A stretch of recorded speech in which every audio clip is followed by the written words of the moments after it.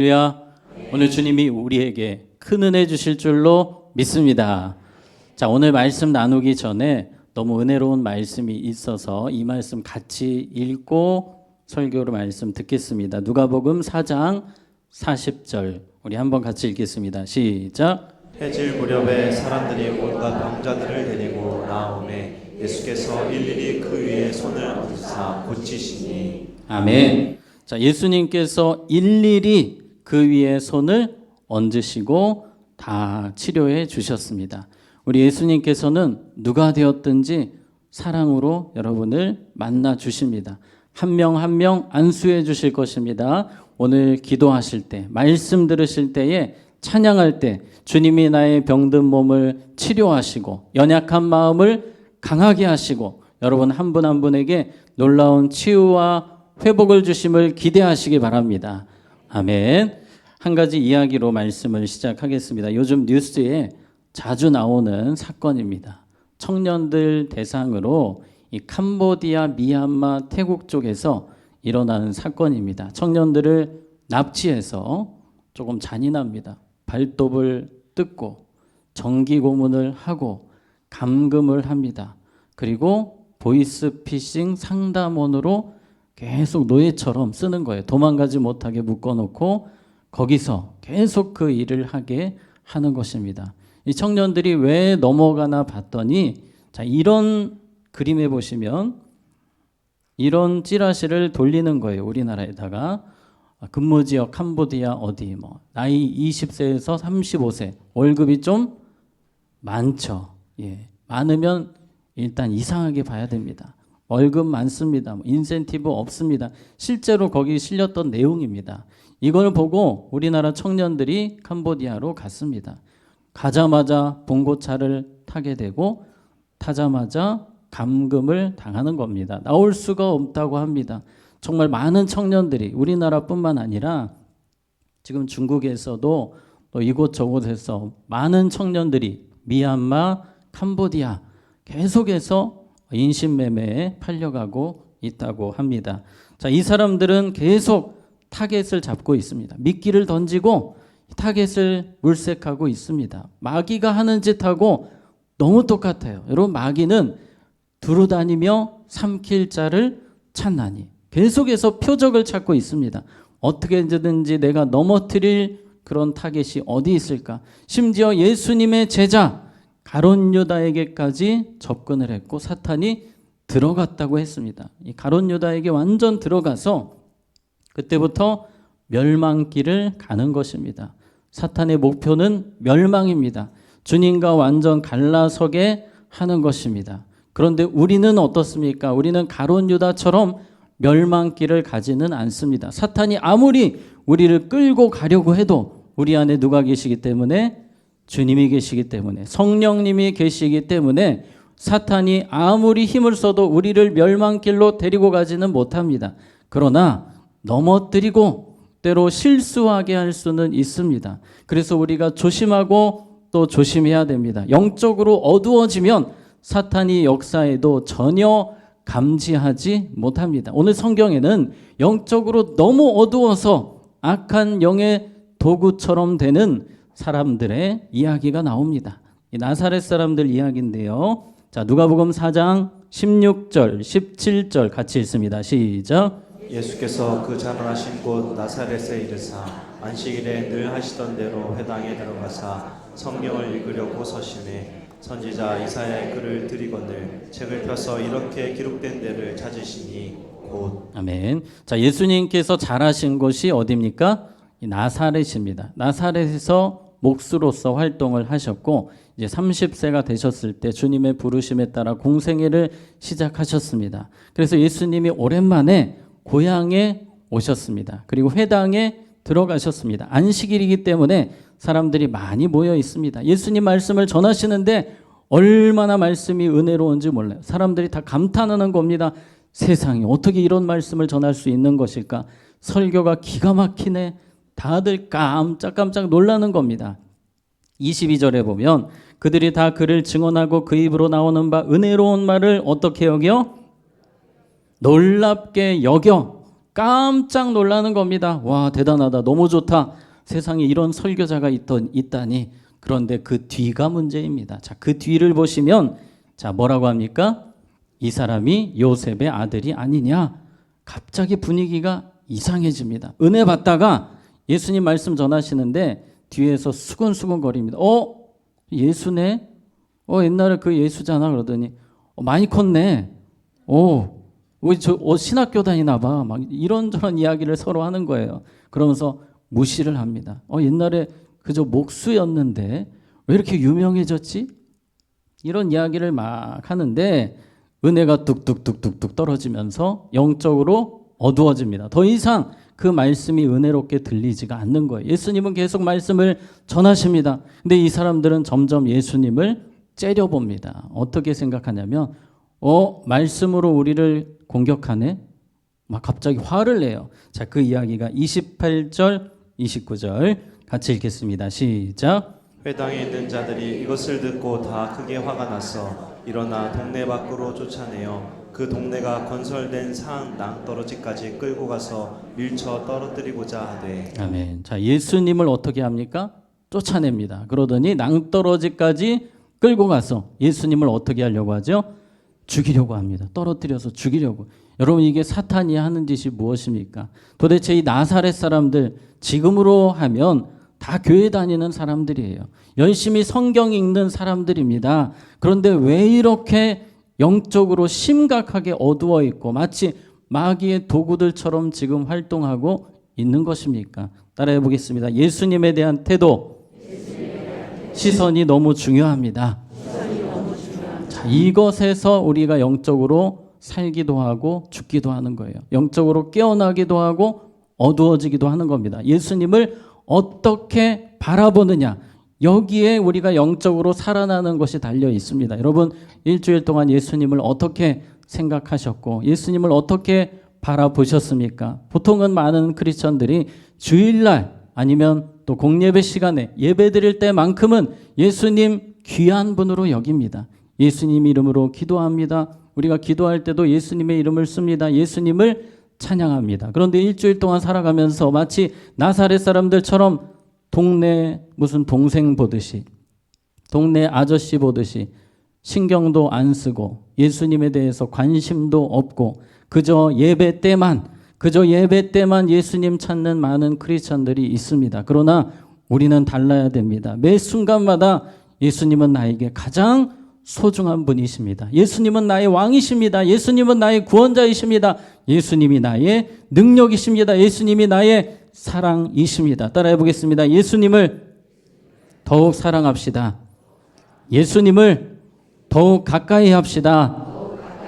아멘. 여러분의 일주일을 한번 지금 돌이켜 보세요. 예수님을 내가 어떤 분으로 모시고 살았는지, 정말 왕으로 모시고 살았는지, 아니면 그냥 신경 끄고 있다가 교회 올 때만 생각하는 분인지 우리가 돌아보기를 원합니다. 그렇지 못하면, 우리가 항상 예수님을 왕으로 섬기지 못하면, 그렇게 우리가 사랑으로 예수님을 섬기지 못하면 나사렛 사람들처럼 우리도 주님 앞에 부끄러운 사람들, 영적으로 어두운 사람들 될 수 있습니다. 우리는 늘 경계해야 됩니다. 내가 예수님과 멀어지지 않도록, 예수님 더 잘 섬기도록, 예수님을 나의 왕으로 주인으로 온전히 섬기도록 순간순간 매일매일 힘써야 하는 것입니다. 자, 계속해서 예수님의 모습을 보게 되면 예수님이 이제 더 이상 이 나사렛에서 말씀을 전할 수 없으셨습니다. 그 다음 장소가 이 가버나움이에요. 가버나움은 65km 정도 떨어진 곳인데 우리 석관동으로 하면 가평 정도, 한참 가셨겠죠. 한 6시간 정도 걸으셨을 것 같습니다. 열심히 걸어가셔서 이 가버나움에 도착하셨습니다. 똑같이 나사렛에서 말씀 전하신 것처럼 이 가버나움에서도 회당에서, 지금으로 하면 교회와 조금 비슷하다고 볼 수 있는데요. 물론 여러 가지를 했던 장소이지만 말씀이 선포되는 곳, 그 회당에서 예수님이 또 말씀을 증거하십니다. 31절, 32절 같이 읽습니다. 시작. 갈릴리의 가버나움 동네에 내려오사 안식일에 가르치심에 그들이 그 가르치심에 놀라니 이는 그 말씀이 권위가 있음이로라. 아멘. 자, 시작은 똑같습니다. 여기도 은혜 많이 받아요. 아, 대단합니다. 예수님 너무 좋습니다. 은혜를 막 받고 있는데 여기는 나사렛하고 다릅니다. 사람들이 달라요. 생각이 다릅니다. 나사렛은 예수님을 상당히 무시하고 가볍게 여겼다면 이곳에서는 예수님을 아주 귀한 분으로, 중요한 분으로 여기고 또 그 말씀을 사모하며 말씀을 들었습니다. 그래서 우리가 영적으로 살아나는 것, 어두움에서 깨어나는 것은 우리가 말씀을 사모함에서 시작됩니다. 예수님을 사모함에서 시작됩니다. 여러분 일주일간 예수님을 사모하셨습니까? 그 어떤 것보다 예수님을 사모하는 삶을 사시기를 축복합니다. 자, 이 사람들의 마지막 말씀 집회가 끝나고 예수님의 부흥회가 끝나고 난 뒤의 모습을 우리가 보겠습니다. 42절 같이 읽습니다. 시작. 날이 밝음에 예수께서 나오사 한적한 곳에 가시니 우리가 찾다가 만나서 자기들에게서 떠나시지 못하게 만류하려 하네. 아멘. 지금 가버나움 사람들은 나사렛과 정말 다르죠. 예수님 가시려 하는데 못 가게 합니다. 예수님 가지 마세요. 우리와 함께 해주세요. 이 마을에서 계속 말씀을 전해주세요. 저희들은 예수님 너무 좋습니다. 예수님 사랑합니다. 우리와 함께 해주세요.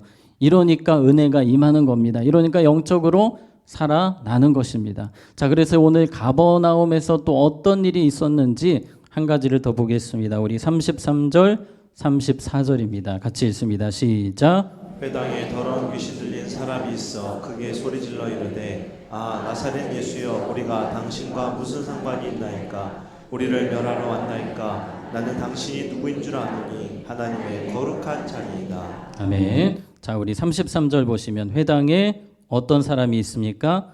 더러운 귀신 들린 사람이 있었습니다. 겉으로 보기에는 일반 성도였지만 평상시에는 평범한 사람이었지만 능력의 예수님이 나타나시자 귀신이 드디어 깜짝 놀라는 겁니다. 두려워 떨기 시작합니다. 자, 여기서 귀신 들린 사람 우리가 조금 잘 살펴봐야 되는데요. 귀신 들린 사람 할 때에 여러분 물론 잘 아시겠지만 이 귀신이라고 하는 것, 성경에서 귀신을 이야기할 때에는 전설의 고향에 나오는 것처럼 이 떠돌아다니는 혼령입니까? 아닙니다. 전설의 고향 이야기고요. 그것은 이단들이 하는 이야기입니다. 귀신이 사람이 죽어서 떠돌아다니는 영입니다. 이것은 귀신파에서 주로 하는 이야기이고 성경에서 나오는 귀신은 마귀의 졸개들을 말합니다. 마귀 부하들, 그러니까 마귀 일당들이라고 보시면 됩니다. 그래서 여러분들 귀신을 성경에서 볼 때에 절대로 이것은 사람의 죽은 뒤에 혼령이 아니라는 것, 사람은 죽으면 무조건 심판이 있는 줄로 믿습니다. 분명히 갈 곳이 정해지는 거예요. 천국에 가든 지옥에 가든 절대로 중간에서 떠돌아다니는 일은 없습니다. 절대 없습니다. 저도 지금까지 목회하면서 장례식장에서 집사님임에도 불구하고 저희 교회 말고요. 이 영이 떠돌아다닌다고 생각하시는 분을 몇 분 봤습니다. 절대 아닙니다. 한 번 죽는 것은 사람에게 정하신 것이요 그 후에는 심판이 있으리니.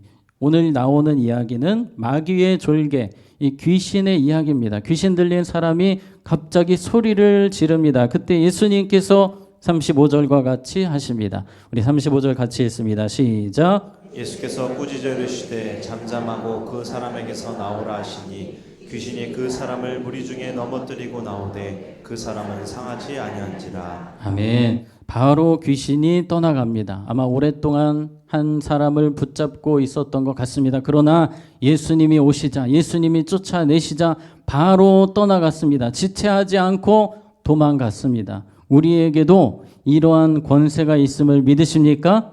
아멘. 예수의 이름의 권세가 우리에게 있습니다. 주님은 우리에게 예수의 이름의 능력을 주셨습니다. 우리가 예수의 이름 부를 때, 예수의 이름으로 명할 때 사탄은 떠나갈 줄로 믿습니다. 우리가 예수 이름으로 기도할 때 어떤 일이 일어납니까? 우리 요한복음 14장 14절에 내 이름으로 무엇이든지 내가 구하면 내가 뭐하리라? 행하리라. 16장 24절 지금까지는 너희가 내 이름으로 예수 이름으로 아무것도 구하지 아니하였으나 뭐하라? 구하라. 그리하면 받으리니 너의 무엇이 기쁨이 충만하리라. 아멘. 예수 이름의 권세를 주셨기 때문에 예수 이름으로 기도할 때 하나님이 일하십니다. 하나님이 도우십니다. 하나님이 모든 악의 세력을 물리쳐 주실 것입니다. 여러분, 예수 이름이 우리 평생의 최고의 자랑이 되시기 바랍니다. 어떤 분들은 자랑이 세상의 부, 세상의 권세, 세상의 명예, 세상의 학위, 이것이 자랑인 분들이 있습니다. 우리의 최고의 자랑은 따라해 보겠습니다. 예수 이름이 최고의 자랑입니다. 믿으십니까? 예, 이것 하나 있으면 우리는 이미 세상 모든 것을 가진 것보다 더 가진 자가 되는 줄로 믿습니다. 그런데 우리는 어떻습니까? 자꾸 주님 부족합니다. 이거 부족합니다. 저거 부족합니다. 그러나 이미 가장 좋은 것 주셨습니다. 예수 이름 주셨습니다. 우리 세상에서 남부럽지 않게 살 수 있음을 믿으십니까? 예수 이름 때문에 자부심 가지고 살아가세요. 자랑스럽게 살아가시길 바랍니다. 하나 더 따라해 보겠습니다. 예수의 이름이 최고의 능력입니다. 아멘. 여러분은 다 이미 능력자가 되었습니다. 초대교회 성도들은 이 예수 이름의 생명을 걸었습니다. 예수 이름이 가장 소중했어요. 예수 이름이 능력이었습니다. 베드로는 이렇게 고백합니다. 4장 우리 베드로의 고백을 보겠습니다. 베드로가 사도행전 제가 3장 6절 죄송합니다. 베드로가 이르되 은과 금은 내게 없거니와 내게 있는 이것을 내게 주노니 나사렛 예수 그리스도의 이름으로 일어나 걸으라 하고 아멘. 베드로에게 있는 최고의 소유 그것은 예수 이름이었습니다.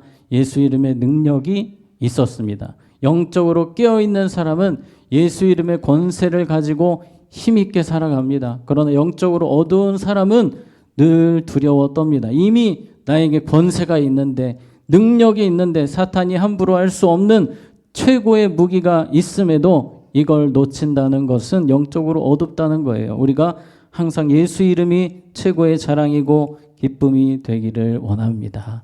자, 계속해서 누가복음 4장 35절 예수께서 꾸짖어 이르시되 잠잠하고 그 사람에게서 나오라 하시니 자, 이 부분이 좀 귀신이 참 나쁘다는 것을 우리가 보게 됩니다. 귀신이 그 사람을 무리 중에 뭐 했습니까? 넘어뜨리고 라는 표현이 있어요. 예, 원문에 보면 내동댕이 쳤다는 겁니다.